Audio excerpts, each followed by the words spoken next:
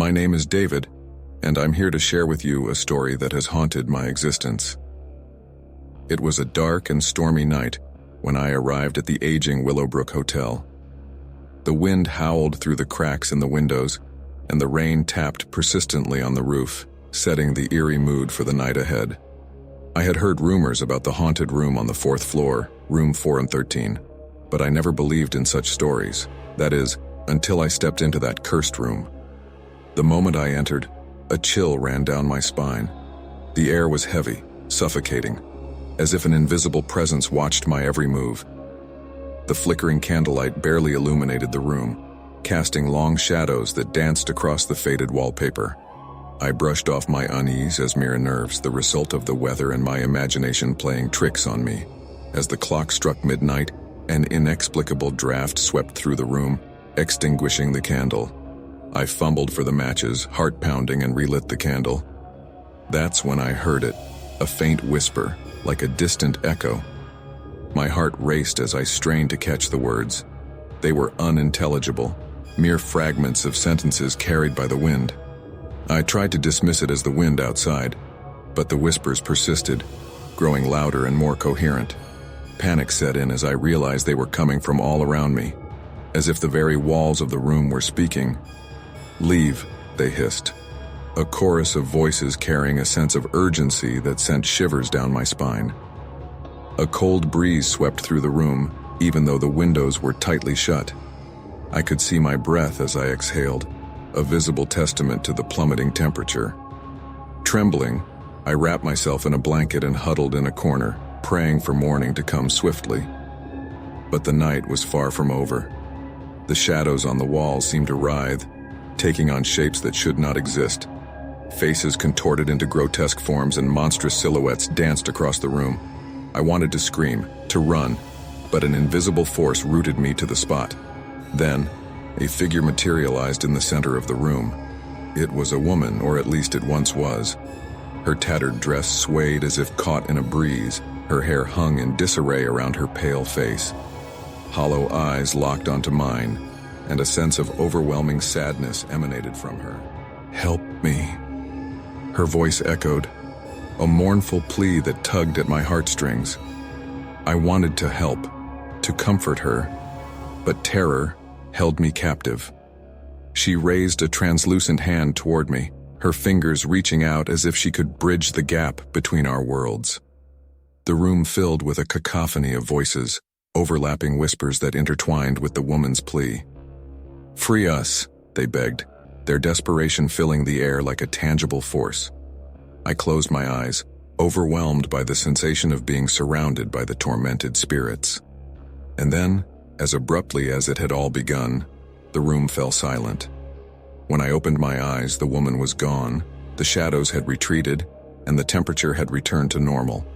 Exhausted and shaken, I fled room 413, not looking back even as the hallway seemed to stretch unnaturally. As I stumbled down the stairs, I glanced up at the 4th floor, where the window of the haunted room stared back at me, like a portal to another realm. I left the Willowbrook Hotel that night, vowing never to return. The memory of room 413 and its tortured inhabitants will forever haunt my dreams, a reminder that some mysteries are better left untouched. And though I've tried to rationalize the experience, a nagging doubt remains. Was it all a hallucination, a manifestation of my fear? Or did I truly come face to face with the supernatural that stormy night?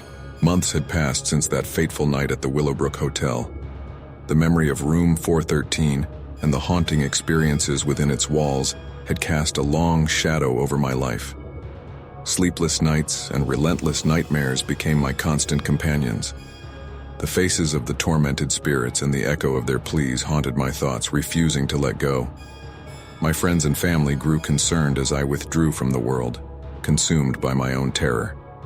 I became obsessed with researching the history of the hotel, desperately seeking answers to what I had witnessed.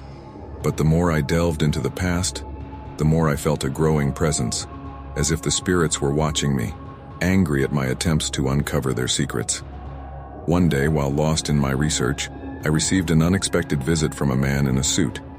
He introduced himself as Dr. Jonathan Mills, a psychiatrist specializing in trauma-related disorders. He had been contacted by my family, concerned for my well-being.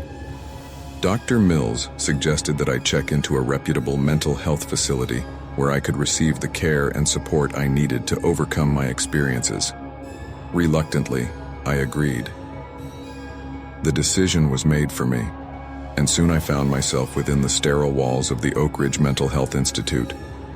The building itself was imposing, and as I entered, a feeling of unease settled in the pit of my stomach. I couldn't shake the sensation that I was trading one kind of haunting for another. Days turned into weeks, and my time at Oak Ridge became a blur of therapy sessions, medication, and group activities. The staff was kind, but I could tell they regarded me with a mixture of pity and skepticism. They saw me as a broken soul, someone who had succumbed to delusions brought on by fear and trauma. Despite their efforts, I clung to my memories of room 413, the whispers, the shadows, the face of the woman. I spoke to Dr. Mills about it, hoping he would understand, but he remained adamant that my experiences were a manifestation of my fragile mental state. One night, unable to sleep, I wandered the halls of Oak Ridge. As I passed an unmarked door, I heard a faint whisper, familiar voices that seemed to come from nowhere and everywhere all at once. My heart raced as I pressed my ear to the door, listening to the desperate pleas of the spirits. "Help us, free us." The words echoed through the door, sending a chill down my spine. I looked around, half expecting to see the woman from room 413 standing before me. But the hallway was empty, save for the sterile lights overhead. Days turned into weeks once more, and my belief in the supernatural only grew stronger. Dr. Mills grew increasingly concerned, convinced that I was regressing into my delusions. He prescribed stronger medications, hoping to silence the voices and visions that plagued me. One evening, as the sun dipped below the horizon, I sat in my room, staring at the pill bottle in my hand. The voices were louder than ever, a cacophony of cries that drowned out the world around me. With a deep breath, I swallowed the pills, hoping for relief, for escape. But instead of silence, the voices intensified. The walls of my room seemed to close in, the shadows twisting into sinister shapes. The faces of the spirits contorted into grotesque masks, their agony palpable. And then, in the midst of the chaos, the door to my room swung open. Dr. Mills stood in the doorway, a mix of concern and frustration on his face. "We need to talk," he said firmly, his voice cutting through the din. As he guided me to his office, the voices followed, their whispers overlapping with his words. He spoke about my progress, my need to let go of the past, to embrace reality. But the voices were relentless, a symphony of pain that refused to be ignored. In that moment, I knew. I wasn't crazy. The spirits were real. Room 413 was real. I looked at Dr. Mills, desperation in my eyes. "You have to believe me," I pleaded, my voice shaking. "They're here. The spirits. They're trapped and they're begging for help." Dr. Mills exchanged a worried glance with a nurse standing nearby, and then turned back to me. "We'll adjust your medication," he said gently, his voice tinged with pity. "We'll make sure you're safe and comfortable." But his words fell on deaf ears. The voices were all-consuming, drowning out reason and doubt. As they enveloped me, I realized that the only way to escape the torment was to face it head-on. And so, I made a decision. I would return to the Willowbrook Hotel, to room 413, and confront the spirits that had haunted my every waking moment. Whether I was seen as sane or insane, it didn't matter anymore.